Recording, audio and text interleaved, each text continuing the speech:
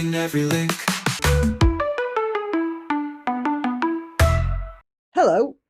Well, it looks like the USA has gone full Israel, doesn't it?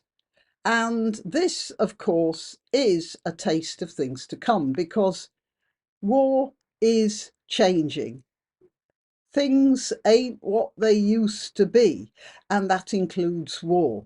Ukraine showed that with its drone warfare pushback on Putin's old style invasion, which gave everyone a surprise.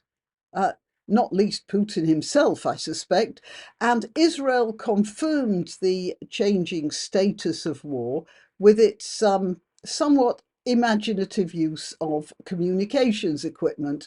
So when any lefty starts talking about illegal wars, war crimes, and, oh, goodness to Murgatroyd, it's not fair, I'm reminded of the old-fashioned stuck-in-the-mud attitudes of everyone on the left, and how such people have destroyed every country into which they had managed to sink their sticky little claws, simply because those of the left mindset, I don't know what it is, but people on the left also seem to have a problem with change and innovation.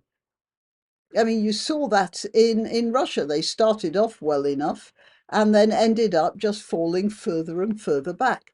Let's get this straight. Old-fashioned wars are out of fashion now. Knights galloping across battlefields, waving standards, tanks rumbling along with guns blazing. It's not the way future wars will be fought. And we have to adapt and we have to make new rules. Certainly, there has to be some sort of rules of combat, but we are in you might call an intermediate stage right now.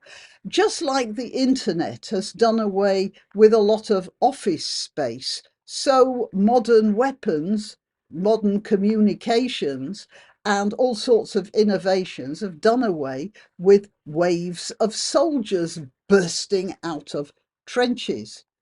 Uh, Government, even weak or under-resourced governments have found ways of attacking much bigger and more powerful rivals. In the case of Venezuela, battle was being done on the USA with the drug trade.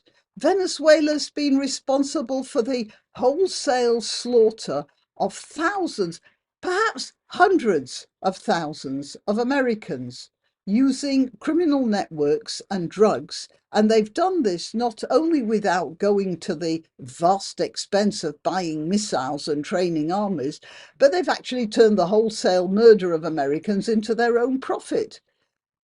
I just want to show you a clip from Joe Rogan. I can't play it with sound because that will probably put me into copyright problems. But here, look at the chart that comes up. Here we are. So I'll read out what he was saying. Deaths by overdose have dropped off a cliff. 2024. So here's the, oh dear, here's the chart. Deaths from overdoses. I mean, that's kind of crazy. Like, look at that, from all drugs, which, look at the top. So if you look at the peak up there, that's 2024. Since Trump sealed off the border and got more proactive about stopping the drug trade, just look how it's how the chart has suddenly dropped away, and that's in less than a year. So Venezuela's campaign of drug attacks was a different form of warfare, but it was warfare. And Trump responded in kind. It wasn't just Venezuela, because a whole lot of unfriendly powers were also lodged there. China, we know, Russia, we know. They were, and Iran, Russia and Iran were both using Venezuela as a means of circumventing sanctions. And they also had training camps there. And they were participating in the drug trade. They were establishing military facilities there. And this was going on right next door to the USA. And that's why I started off by saying that the USA is taking a leaf out of the Israeli playbook. That is, Israel has formed a policy of determining which countries are going to pose the most serious threat to them, and then they do something about it. In the case of Israel, they've confined themselves to killing the commanders, but it amounts to the same thing as what Trump did. And just on another matter, Trump's attack on Venezuela might even be helping the Iranian rebels. Now look, if you've been getting your news from the BBC, you might not be aware that there's a revolution going on in Iran right now. And to add to the troubles of that particularly corrupt government in Iran, which executed at least 1,500 people in the past few months, and that's not counting a lot of people who simply, disappeared into the prison system and never seem to come out again. This loss of Venezuela will constrain the mullah's resources even more, so it's doing some good over there. And yeah, the leftists seem to have ignored Iran as well, but there are people being very oppressed there. No, they're concentrating on Gaza, aren't they?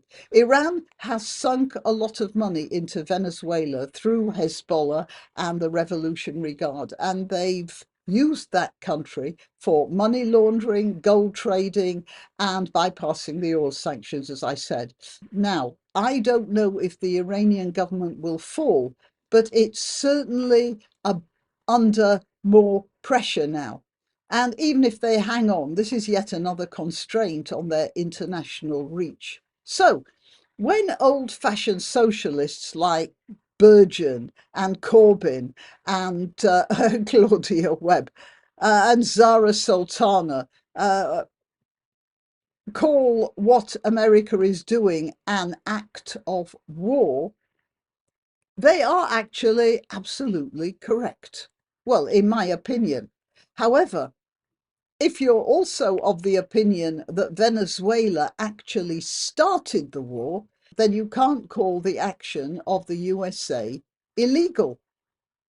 You could look on it as a response to an attack. Look, I'm just putting that forward, but I'd say it's a reasonable argument that does require some serious consideration. Let's see what happens next. Trump says he's going to administer the country until some more responsible government can take it over. And a lot of people have been saying this is colonization, which it is. There was a reason for colonization.